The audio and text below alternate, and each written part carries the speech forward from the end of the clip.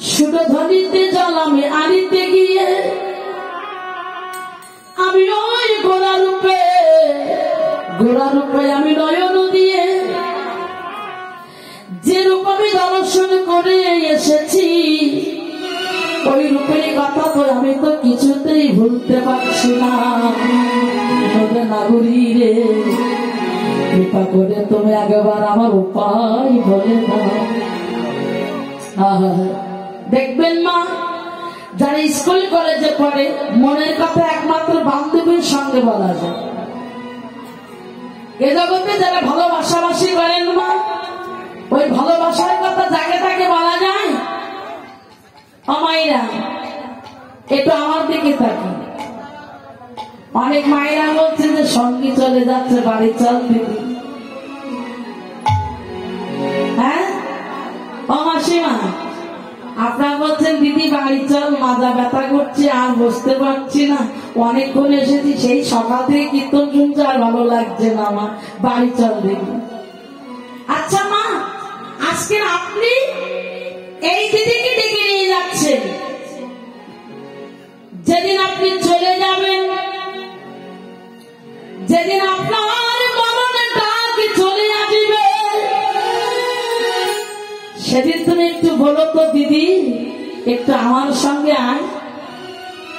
আসবে বাবা? আজকে আমি একজনকে ডেকে নিয়ে যাচ্ছি, কিন্তু মৃত্যুর সময় যেদিন আমি চলে যাব, ওকে একটু দেখে দেখো তো সে তোমার পাশে আসে কিনা। তাই মাগো মা, যাবে যাও, আর একজনকে ডেকে নিয়ে যেও না, তাতে অপরাধ হবে। আর আপনারা সকলে চলে গেল, আমার কিচ্ছু হবে না, আমার লীলা তো শেষ করতে হবে। সবাই যদি চলে যান, সন্ন্যার মালিক আমার মহাপ্রভু তো আছে, হ্যাঁ তিনি শ্রবণ করবেন। হরিবল। যাই হোক, পুরুপিরাশ্রম অনেক সাধুগুরু বৈষ্ণব আছে, আমার একটু ধর্মস্থ ভাবে শ্রবণ করুন, হ্যাঁ ভালো লাগবে। হরিবাসের এসে ঘুমাবো, তা লাভ আছে মা। আপনি ভজনীয় কথা না কয়ে যথা তথা আপনার আপনি হব সাবধান। তা ওই নদী নাগরী আর এক নদী নাগরী কাঞ্চনাকে ডেকে বলেন, কাঞ্চনা রে, জানিস গোড়া রূপে নয়ন দিয়ে আমি ঘরে ফিরতে পারছিলাম না বাবা। এ জগতে যারা সুরধ্বনিতে কিংবা পুষ্করিতে জল আনতে যায়, তা ওরা কি খালি কলসিতে নাকি ঘরে ফেরে, না জল লয়ে ঘরে ফেরে? আমার তারা কিন্তু, আচ্ছা মা, আপনারা যে জল আনতে যান কলসিতে করে, এখন তো জলটা আনা লাগে না, সব ঘরের ভিতরে হয়ে গেছে। হ্যাঁ যারা জানো আগে ছিল, জলটা যখন আনতে যান ওই খালি কলসিটি নিয়ে কি ঘরে ফেরেন, না জল নিয়ে ঘরে ফেরেন? একটু আমার সঙ্গে কথা বলবে মা, দেখবে ভালো লাগবে। জল নিয়ে ঘরে ফেরেন না? ফেরেন তো। কিন্তু নদী নাগরী বললে গরি কাঞ্চনা রে, এ জগতে সবাই তো কলসি ভরে জল লয়ে ঘরে ফেরে, আর আমার জল আনা তো দূরের কথা, আমি কি করলাম জানি কাঞ্চনা রে, আমি যে জল ফেলিতে ফেলিতে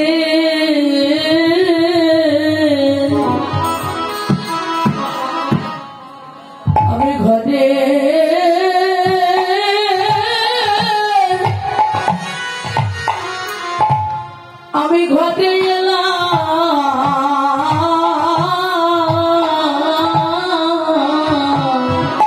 ওরে কাঞ্চনা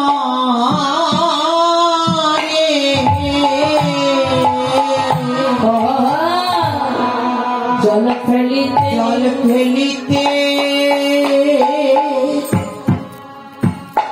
খেলিতে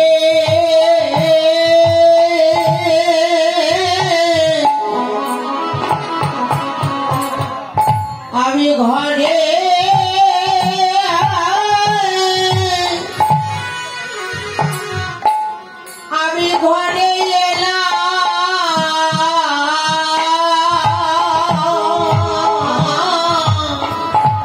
আমি এই গোড়া রূপে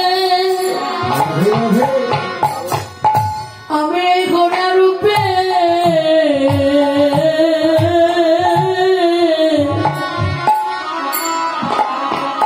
গোড়া রূপে নয়ন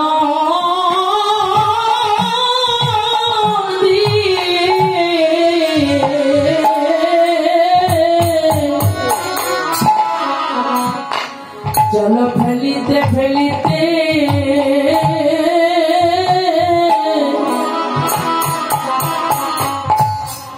আমি ঘরে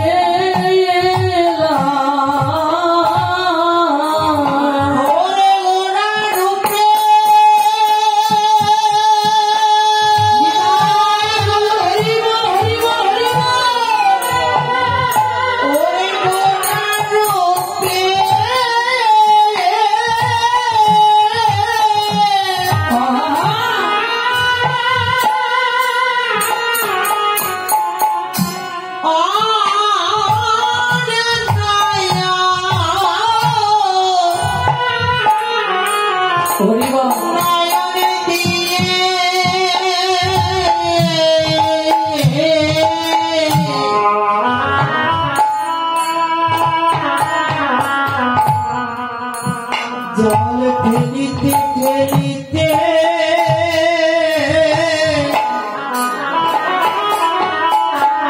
কাঞ্চনায় আমি ঘরে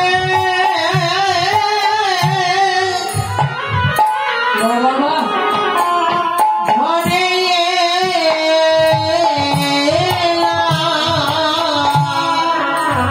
সঙ্গীরে রে কাঞ্চনা রে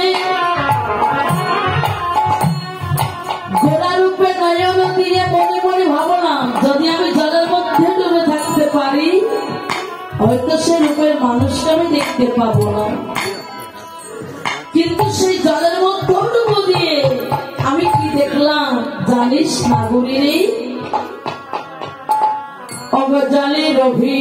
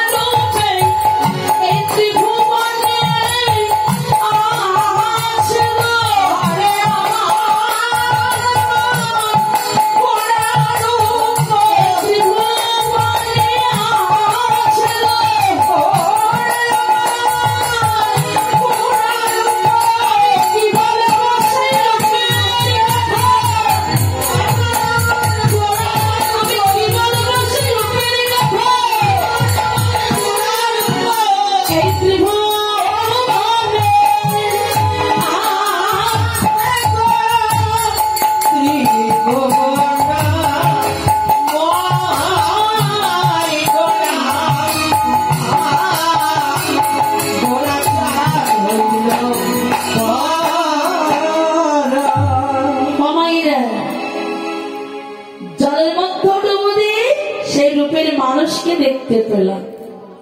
সখী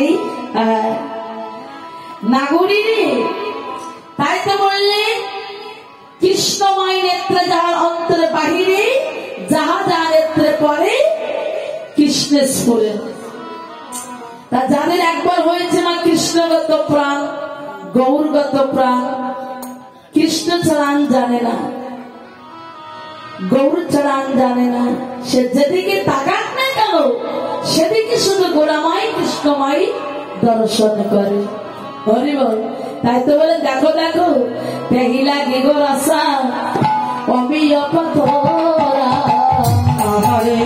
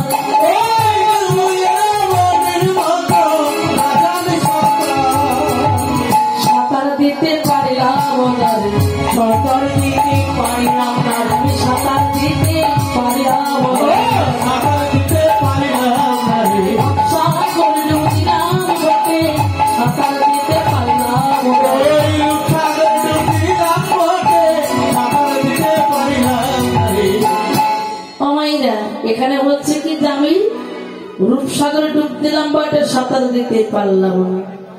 ভাব সাগরে ডুবলাম বটে বাবা, আমি সাঁতার দিতেই পারলাম না। এখানে আমাদের কি প্রশ্ন জাগে, কি ডুবে যাওয়া আর ডুবে মারা কি এক কথা? এক কথা না। আচ্ছা আপনারা কেউ সাগরে গেছেন? যদি কেউ সাগরে যেয়ে থাকেন তাহলে বলেন তো সাগরের জল কেমন? মিষ্টি মিষ্টি নোনতা। হরি বল। ওই সাগরের জল হচ্ছে নোনতা, আবার ওই সাগরে কিন্তু রতন লুকে আছে, আছে না বাবা? তা ওই সাগরে যে রতন লুকে আছে জানলো কারা? কারা জানলো? যারা ভালো ডুবে, যারা ভালো ডুবুরি বাবা তারাই কিন্তু জানলো যে ওই সাগরই রতন লুকে আছে। তা একজনা রতন পাবার সন্ধানে জেনে ওই সাগরই ডুবো দিল, আর একজনা সন্ধান না জেনে ওই সাগর ডুবো দিল। দুজনের সাগর ডুবো দিয়েছে বাবা, আর দুজনাই জলে ভেসে উঠেছে। কিন্তু সেই দুজনার দশা হলো দুই রকম দশা। কেমন দশা? আমি ঘাটেরই কোলে গিয়ে দেখলাম দুজনাই ডুবো দিয়েছে, আবার দুজনা জলে ভেসে উঠেছে। দুই রকম দশা। কেমন দশা? দেখো দেখো বলে একজন বাচ্চা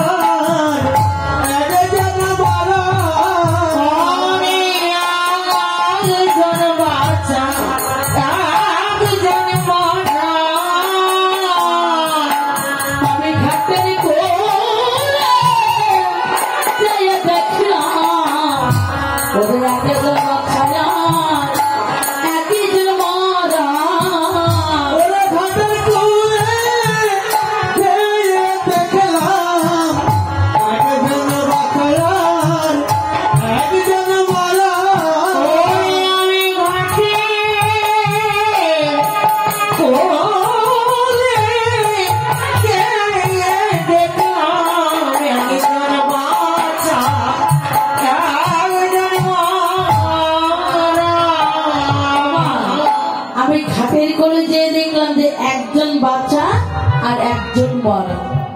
কেন? যিনি রতন পাবার সন্ধানে জেনে ওই সাগরে ডুব দিয়েছে বাবা, তিনি কিন্তু রতন নিয়ে জলে ভেসে উঠেছে। আর যিনি সন্ধান না জেনে ওই সাগরে ডুব দিয়েছে, তিনি রতন তো পাবার দূরের কথা, তিনি মরে জলে ভেসে উঠেছে। তাই তো বললেন, যদি কেউ মহাপ্রভুর রূপ সাগরে, যদি কেউ মহাপ্রভুর ভাব সাগরে ডুব দিতে চাও, তাহলে একবার পরম দয়াল শ্রী গুরু চরণ আশ্রয় করে তুমি ওই সাগরে, ওই রূপ সাগরে, ভাব সাগরে ডুব যদি দিতে চাও, তাহলে ডুব দিতে পারলে কি হবে জানো? তোমার অকাল মরণ হবে না গো।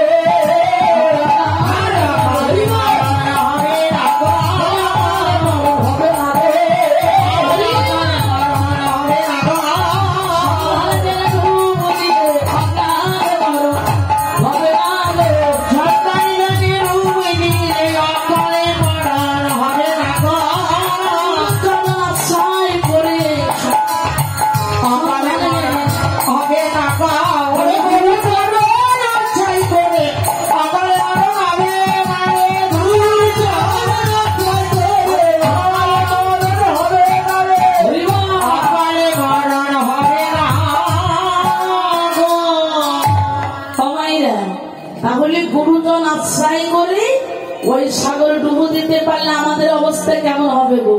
আমাদের অকাল মরণ হবে না, হবে কি? তাহলে সকালে সকাল কি করতে হবে? গুরুজন আশ্রয় করতে হবে। হ্যাঁ, আশ্রয় করি ভজে তারে কিছু নাইতা যে আসম মরে করো। বাবা, কৃষ্ণ কৃপা তো আমাদের জগৎময়, আর গুরুর কৃপা কোন কোন ভাগ্যবানের হয়। গুরু ছাড়া কখনো গোবিন্দের চরণ মেলে না। হ্যাঁ মা, আমরা তো ভগবানের কাছে কিন্তু চাইতে জানি না।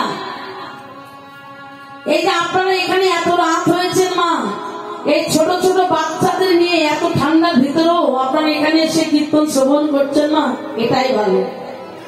কেন জানেন? কোন বাবা মা যদি সন্তানকে কোলে নিয়ে হরিনাম শ্রবণ করেন, তবে ওই সন্তানটা দেখবেন একদিন মানুষের মতো এরা মানুষ হতে পারবে। হবে না বাবা? এরা একদিন প্রকৃত কৃষ্ণ ভক্ত হবে, কারণ ভগবানের কাছে তো চাইতে জানে না। একটু বলি, কশ্যপ মুনি 17 জন স্ত্রী ছিল, 17 জন। তার ভিতরে মা 4 জন প্রাক্রানী ছিল। 4 জন প্রাক্রানী মনে করে রাখবেন মায়ের একটা। 4 জন প্রাক্রানী, বড় রানীর নাম হচ্ছে দিতি, আর মেজ রানীর নাম হচ্ছে কি জানেন? অদিতি। দিতি অদিতি। আর সেজ রানীর নাম হচ্ছে পুত্র, আর ছোট রানীর নাম বিনোতা। মনে করে রাখবেন বাবা। এখন এই কশ্যপ মুনি মা এই 4 জন প্রাক্রানীর সঙ্গে, এদের সঙ্গে মনের কথাটাই বলত। আর এই কশ্যপ মুনি 12 বছরের জন্য সাধনায় চলে গেল। তা 12 বছরের জন্য সাধনায় চলে গেছে না, আর এই 4 জন প্রাক্রানী এমন কান্নাকাটি শুরু করেছে যে সাধনায় তাদের মন বসছে না। সাধনায় মন বসছে না বলে। তা 12টা বছর পেরিয়ে গেলে কিন্তু একযুগ হয়ে যায়, তাই না? তা 12 বছর পরে কশ্যপ মুনি বাড়িতে এসেছেন, এই 4 জন প্রাক্রানীকে ডাকলেন। 4 জন প্রাক্রানীকে ডেকে বললেন, শোনো, আমি যে সাধনায় গেছি, তা সাধনায় আমার মন বসছে না। বলো কি তোমাদের মনের আশা? তা এই 4 জন প্রাক্রানী বলে উঠলেন, স্বামী, আমরা সন্তানের মা ডাক শুনতে চাই। আমরা সন্তানের মা ডাক শুনতে চাই। তা কশ্যপ মুনি চমকে উঠল, একই এদের তো কোনো ঔরজাত সন্তান দেওয়া যাবে না। এদের এমন একটা সাধনা ছিল যে বাবা এরা আশীর্বাদেই সন্তানের মা হতে পারবে। বেশ, কশ্যপ মুনি বললেন, তোমরা চারজন তোমরা স্নান করে এসো। স্নান করে এসে ভিজে কাপড়ে এসে দাঁড়িয়ে কশ্যপ মুনি প্রথম বড় রানীকে ডাকলেন। আমার বড় রানীর নাম কি বললাম?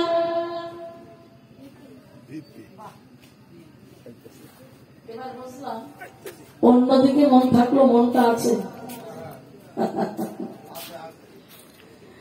বড় রানীর নাম হচ্ছে দিতি।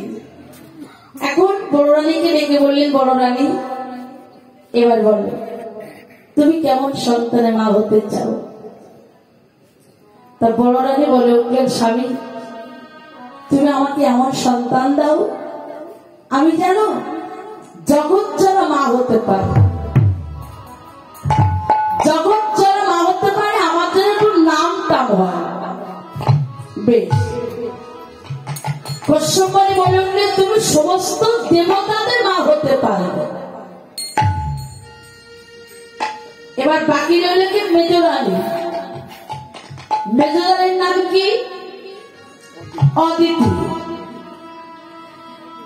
মেজরানী এবার বলো তুমি কেমন সন্তানের মা হতে চাও? মেজরানী বললে, স্বামী বড়দিদি তো ভালোটাই চেয়ে নিল, আমার জন্য কি ভালো কিছু আছে? তা তুমি আমার এমন সন্তান দাও ওই বড়দিদির সন্তানদের চাইতে আমার সন্তানটা যেন বেশি শক্তিশালী হয়।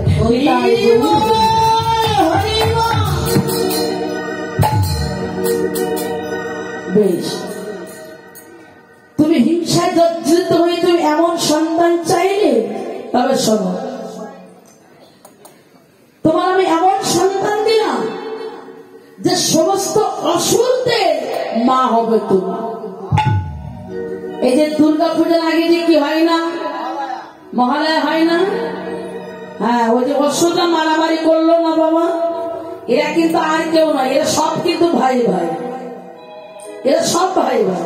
তা এই অসুরদের মা হচ্ছে এই অদিতি। এবার বাকি রইলে কে? সেজরানী। সেজরানীর নাম কি বললাম? ক্ষুদ্র। ক্ষুদ্র। এখন সেজরানীকে ডাকলেন, সেজরানী সেজরানী এবার বলো তুমি কেমন সন্তানের মা হতে চাও? তা সেজরানী বলে উঠলেন, স্বামী বড়দিদি তো ভালোটাই চেয়ে নিল, মেজদিদি ভালোটা চেয়ে নিল, আমার জন্য কি ভালো কিছু আছে? তা দিদি যদি হয় তুমি আমার এমন সন্তান দাও, ওই বড়দিদির সন্তান, মেজদিদির সন্তান তাদের চাইতে এমন সন্তান দাও যে আমার সন্তানদের দেখে পৃথিবীর সকলে যেন ভয়ে থরথর থরথর।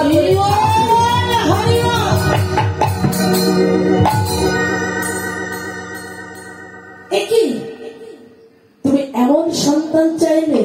দেখুন না, একজন নারী নারীর প্রতি কতটা হিংসিত করেন, কিন্তু আমার মনে হয় একজন পুরুষ আর একজন পুরুষের প্রতি এতটা হিংসিত তারা করেন। তুমি হিংসায় জর্জরিত হয়ে এমন সন্তান চাইলে, তবে শোনো সেজরানী পৃথিবীতে যত রকমের সাপ আছে ওই সাপেদের মা হবে তুমি। আমার পৃথিবীতে এমন কোন সাপ আছে, এমন কোন ব্যক্তি আছে যে সাপ দেখলে সে ভয় পায় না? আছে? হয়তো আপনাদের ভয় করে না, কিন্তু আমি না খুব ভয় পাই। হ্যাঁ সত্যি বলছি। আমি বলি কি মানুষ তোমায় খুব ভক্তি করি, কিন্তু তোমার সামনে দেখা দিই না, তোমার দেখলে আমি ভয় করি। আর সত্যি বলছি। তাই বলছি তুমি এমন সন্তান দাও যে আমার সন্তানদের দেখেই যেন সকলে ভয়ে থরথর করে কাঁপে। তা বললেন সমস্ত সাপেদের, পৃথিবীতে যত রকমের সাপ আছে ওই সাপেদের মা হবে তুমি। আচ্ছা মা, এবার বাকি রইল কে? ছোট রানী বিনুতা। আর এই বিনুতাকে বড় কশ্যপমণি বড় ভালোবাসত। আর বিনুতার গায়ের রংটা ছিল কাঁচা হলুদের মতো। আর আমাদের হরিবল আর এই কশ্যপমণির গায়ের রংটা ছিল ময়লা। আর বিনুতার স্বামীকে বড় ভালোবাসত না। স্বামী সেবা করতে করতে ওই স্বামীর গায়ের রঙের মতো বাবা তার গায়ের রংটা হয়ে গিয়েছিল, এত ভালোবাসত। তা কশ্যপমণি ভালোবেসে ডাকতো বিনুতা নয়, বিনু বলি। বিনু, অবিনু, এবার বলো তুমি কেমন সন্তানের মা হতে চাও? চাওয়াটা দেখুন মা, আমরা তো ভগবানের কাছে চাইতে জানি না। আগে চাওয়া নয় মা, সর্বপ্রথমে আগে স্বামীর চরণে প্রণামনী। তাই গৌর হইব।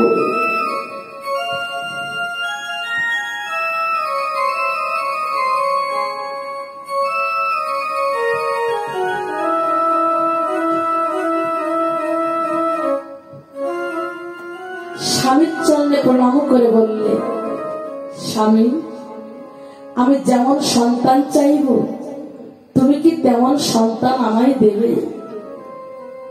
বিনু, কেন দেব না?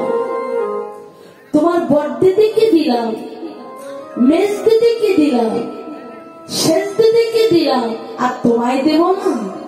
বলো বিনু, তুমি কেমন সন্তানের মা হতে চাও বলো। বিনু কেঁদে কেঁদে বললেন, স্বামী গো আমি তো বড় দিদির মতো সন্তান চাই না। স্বামী গো আমি ওই মেজ দিদির মতো সন্তান চাই না। আমি সেজে দিদির মতো সন্তান চাই না। স্বামী গো বেশি নয়, তুমি আমার একটা সন্তান দিও। বেশি নয় স্বামী, তুমি আমার একটা সন্তান দিও। সে সন্তানে যেন সে যেন কৃষ্ণ বলা পাখি হইব।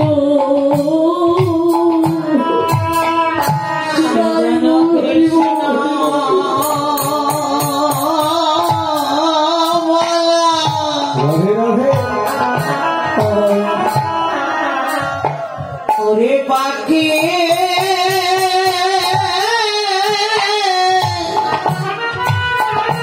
খাওয়াটা দেখুন, আমরা তো চাইতে যাই না।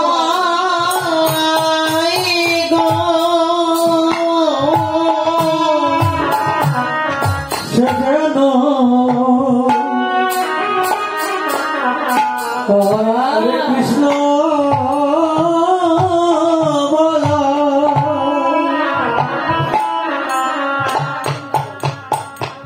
ওরে পাখি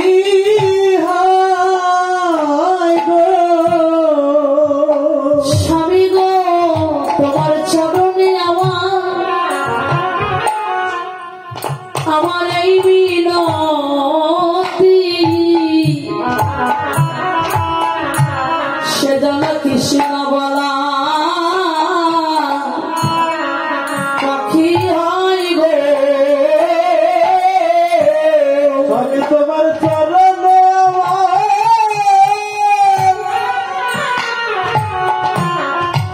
এই বিনতি,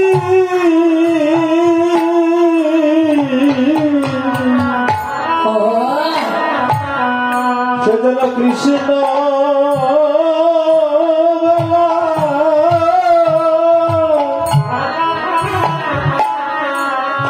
কৃষ্ণ বলা পাখি